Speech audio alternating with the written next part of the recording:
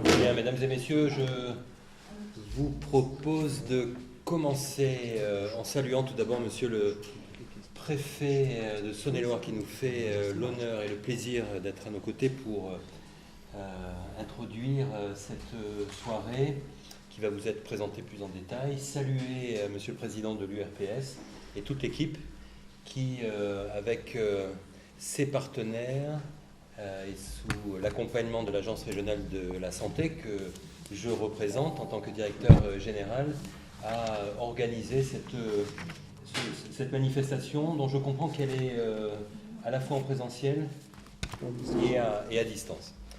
Quelques mots d'introduction parce que je crois pouvoir dire que c'est une première en France. Je ne suis pas certain que dans d'autres territoires de notre pays, nous ayons à présenter un dispositif visant à considérer que dans un contexte où la crise, où les crises deviennent permanentes, eh bien, il faut embarquer, bien entendu, les acteurs, par exemple de l'aide médicale ou des secours d'urgence, qui sont souvent en première ligne et que je salue ici, les citoyens, mais également les professionnels de santé libéraux. L'exemple des attentats de 2014, de 2015 nous ont permis, au-delà du drame absolu qui a été vécu par tellement de familles, quelques enseignements, dont le premier qui est, et on s'en souvient, la mobilisation spontanée, généreuse des soignants qui tout de suite sont allés prêter main forte, prendre soin, agir pour donner les premiers secours et parfois soigner ou tenter de soigner jusqu'à la fin. Mais on a très vite vu que cette générosité, ce professionnalisme, parce qu'il était spontané, par manque d'organisation, a parfois eu des effets un peu inverses de ce qui était recherché. Parce qu'à un moment donné, il y avait trop de médecins là et pas assez ici, parce que les gestes attendus sur place n'étaient pas forcément coordonnés avec ce qui allait se passer à l'hôpital. Ça, c'est effectivement le premier renseignement qui a montré qu'il y avait très certainement besoin de construire, d'organiser une chaîne de secours et d'aide médicale d'urgence et qui du coup embarque, et c'est ça l'originalité du projet, les professionnels de santé libéraux. Finalement, on va vous le dire, ça repose sur un triptyque. La première, c'est il faut d'abord déterminer un répertoire, c'est-à-dire quels sont les professionnels de santé qui sont prêts à s'engager. Il faut les doter d'un outil simple, facile, interopérable. On va vous le présenter également. Et puis, il faut proposer de la formation, à la fois une formation, on va dire, socle, essentielle. C'est quoi une situation sanitaire exceptionnelle? C'est quoi mon rôle lorsque je suis amené à intervenir? C'est quoi l'écosystème qui gravite autour de moi? Et dans le quotidien, ça peut être une réalité. Parfois, c'est un peu plus compliqué. Et donc, ce triptyque-là, en tout cas du côté de l'Agence régionale de la santé, nous a paru particulièrement intéressant parce qu'il est vraiment dans ce que nous recherchons, c'est-à-dire, et ce que préconise d'ailleurs le président de la République, qui dit, face à ces crises permanentes, il faut qu'il y ait désormais une forme de résilience qui embarque toute la société, que l'on soit professionnel de santé, que l'on soit professionnel de secours, que l'on soit simple citoyen, c'est l'affaire de toutes et de tous.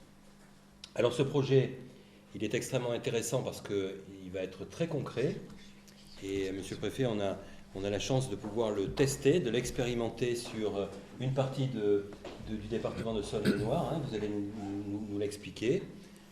Il est accompagné financièrement par l'Agence régionale de la santé, et c'était la moindre des choses. Il est impulsé par l'Union régionale des professionnels de santé, dont je veux saluer ici à la fois le caractère très novateur, très dynamique, très partenarial, parce qu'on ne réussit pas une chaîne de prise en charge et du prendre soin si à un moment donné on n'a pas le lien entre la ville et l'hôpital, si à un moment donné on n'a pas le lien entre les professionnels de santé libéraux, les acteurs du médico-social, les bénévoles, et toutes celles et tous ceux qui à un moment donné sont concernés par la gestion de cette crise.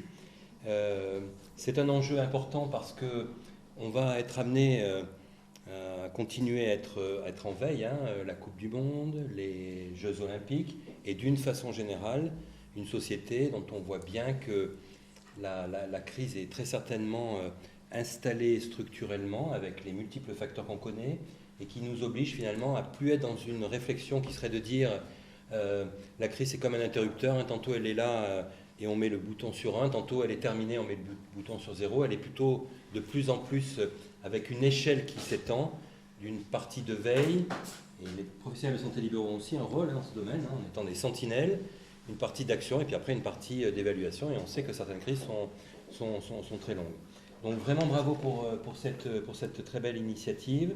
Nous, à l'ARS, on travaille beaucoup sur les différents plans, en lien avec les services de Monsieur le Préfet, et notamment les plans Orsan, mais dont il faut dire que parfois ils sont très hospitalo-hospitaliers, heureusement d'ailleurs, mais il faut que d'autres acteurs rejoignent ces dispositifs de veille, d'alerte et de gestion des crises. Donc tout cela est de très bon augure, et j'en terminerai là juste pour vous dire que nous allons évidemment suivre avec grande attention cette belle initiative. Et cher Monsieur le Président, bravo, hein, parce que vous n'y êtes pas pour rien.